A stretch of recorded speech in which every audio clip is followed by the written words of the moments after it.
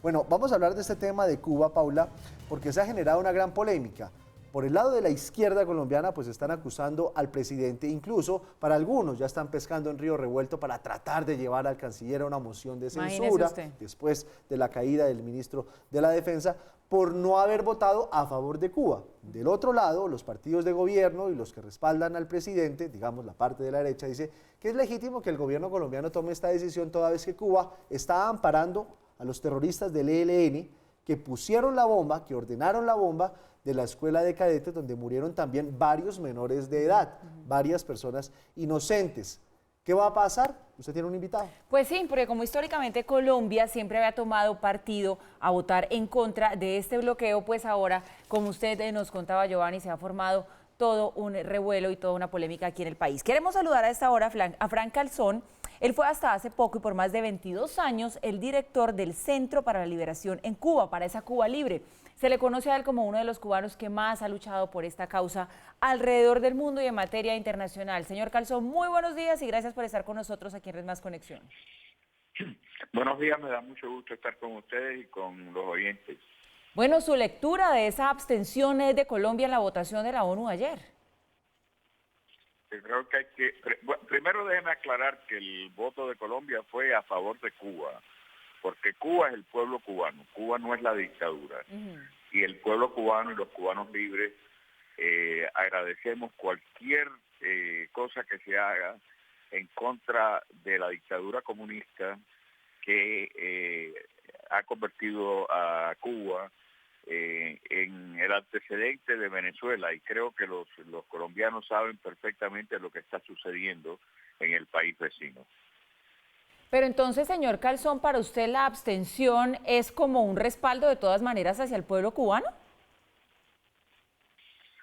Bueno, por muchos años, muchos países, la mayoría en realidad, en Naciones Unidas últimamente, votaban lo que quería el gobierno de La Habana. El gobierno cubano tiene tropas en este momento en Venezuela, matando a venezolanos. El gobierno cubano tiene una dictadura que le ofrece apoyo y refugio a terroristas internacionales. No solo en el caso de Venezuela. En el caso de los Estados Unidos hay terroristas que viven en La Habana, ayudados por el gobierno de Raúl Castro, que fueron condenados por tribunales norteamericanos a prisión perpetua y que a condena de por vida, y que viven en Cuba y que cualquier persona puede ir al internet y va a ver los nombres y las fotos en la lista del Buró Federal de Investigaciones de Estados Unidos. El gobierno de La Habana es un gobierno terrorista, es un gobierno que oprime al pueblo cubano, y es un gobierno que, a pesar de lo que diga la propaganda de La Habana, sigue siendo dirigido por el general Raúl Castro. El general Raúl Castro es el jefe de las Fuerzas Armadas, el general Raúl Castro es el presidente del Partido Comunista, es decir, que la familia Castro sigue en el poder en Cuba. Frank, le quiero hacer una pregunta respecto de la presencia del ELN en Cuba. Ustedes, desde el exilio, desde donde están, ¿qué información tienen de la presencia del ELN allá? ¿En qué condiciones están? ¿100% amparados por el régimen? ¿Qué hacen allá durante tanto tiempo? El gobierno que comenzó Fidel Castro en el año 59 le ha venido prestando apoyo logístico, apoyo diplomático, lugares de entrenamiento, lugares de descanso a terroristas de muchos diversos lugares. Es decir, el gobierno de Cuba que dice que quiere ser no alineado, como le digo, es un gobierno que ha mandado a cubanos a morir a matar, no solo en África, en Venezuela, durante la época al principio de Rómulo, pero además le ha abierto las puertas y Hay un terrorista famoso venezolano que se llama Carlos, que el gobierno de La Habana ayudaba en Europa y que es responsable de la muerte de muchas personas.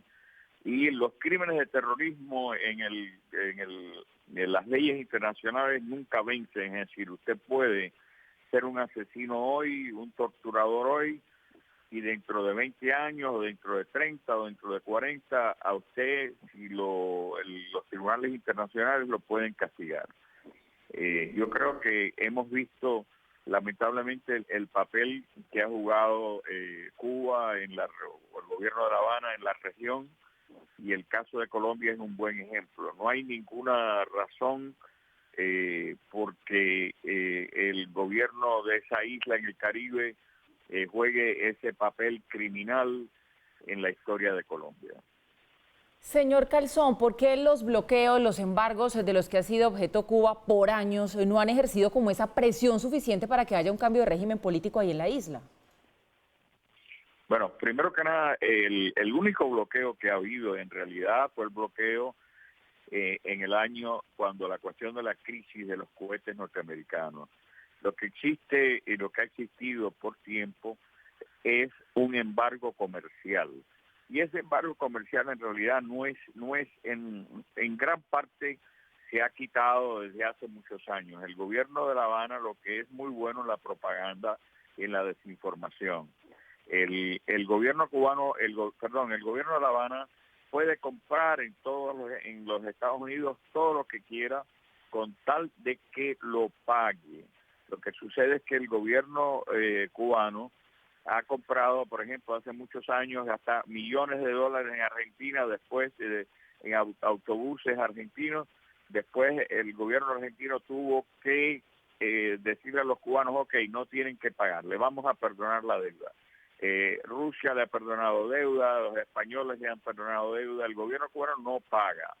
Así que no es esa la situación. Últimamente lo que hay es también la cuestión de tratar de negarle recursos al gobierno de Cuba. El embargo norteamericano no es en contra del pueblo cubano. Por muchos años, una de las líneas de financiamiento, de recursos de millones de cubanos han sido las remesas que le mandan sus familiares de los Estados Unidos. Cuba no tiene ya una industria azucarera. Cuba, el desarrollo de la isla por muchos años, por 200 años fue el azúcar. Es decir, como que Texas se quedara sin petróleo. Fidel Castro destruyó la industria azucarera hace un par de años. La Habana tuvo que comprar azúcar de Francia. El desastre que es la dictadura cubana y los cuentos que le hacen en el exterior, que algunos es una cuestión fabulosa. Por ejemplo, hablan de elecciones, pero elecciones de un solo partido. En Cuba, cuando hay elecciones, hay un solo candidato para cada puesto. Los cubanos no eligen nada. Las gestiones internacionales han fracasado hasta ahora precisamente por el gran nivel de represión que existe en Cuba. Cualquier persona, de nuevo, en el Internet puede buscar Amnistía Internacional y va a ver la gran cantidad de presos políticos que hay. En La Habana hay un grupo de mujeres que salen vestidas de blanco con una flor en la mano los domingos, que se llaman las Damas de Blanco, madres de presos políticos.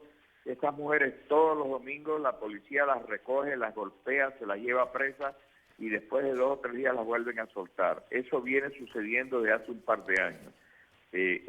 Yo le doy, y los cubanos libres le damos las gracias al pueblo de Colombia por cualquier muestra de apoyo al legítimo deseo de los cubanos de ser libres. Pues Fran, muchísimas gracias por estar con nosotros a esta hora en Red Más Conexión. Un fuerte abrazo desde Colombia. Gracias a usted y que Dios bendiga al pueblo de Colombia.